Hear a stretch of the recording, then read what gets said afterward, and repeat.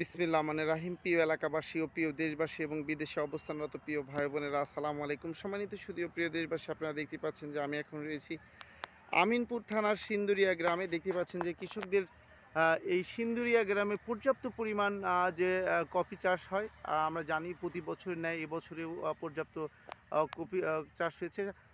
এই কফি দিয়ে আপনারা জানেন যে আশেপাশের অঞ্চলের মানুষের যে ভোক্তাদের চাহিদা সম্পূর্ণ করছে। শুধু তাই নয়, এখান থেকে বাংলাদেশের বিভিন্ন প্রান্তে এই কাঁচা বাজারটি চলে যাচ্ছে পরিবহন খাতে এবং ভোক্তাদের চাহিদা সম্পূর্ণ করছে। যা হোক, আমরা জানবো আজকে কৃষক, আমার সামনে রয়েছে একজন কৃষক ভাই।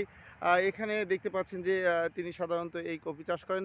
যা হোক, গত বছরের তুলনায় এবছরে আপনারা কেমন এই কফিতে কেমন আসলে যে আশাবাদী কেমন, যে আসলে লাভ হবে নাকি আপনার ক্ষতির সম্মুখীন হচ্ছেন? এবার আমাদের ক্ষতি হচ্ছে। এবার বাজার কম, তো গতবার একটু বাজার বেশি ছিল। ও গত বছরের তুলনায় এবছরে কফির বাজার অত্যন্ত কম। তো আসলে তারা যে আশা করেছিল সে আশা আসলে মানে ম্লান হয়ে যাচ্ছে।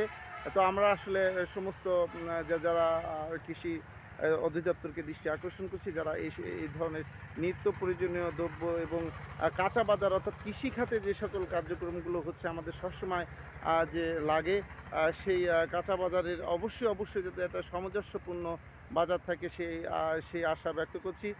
সম্মানিত সুধীয় প্রিয় দেশবাসী, প্রতিটি কৃষক যেন অবশ্যই তারা সুস্থ থাকে, সুন্দর থাকে। তাদের এই হাড়-ঘরা পরিশ্রমের মধ্য দিয়ে আজ আমরা সবাই আমাদের নিত্য প্রয়োজনীয় দ্রব্য সমস্ত কিছু, এমনকি কাঁচা বাজার সমস্ত এবং কৃষি সমস্ত যে দ্রব্যাদি সমস্ত কিছু আমরা খুব সহজলভ্যে পাচ্ছি।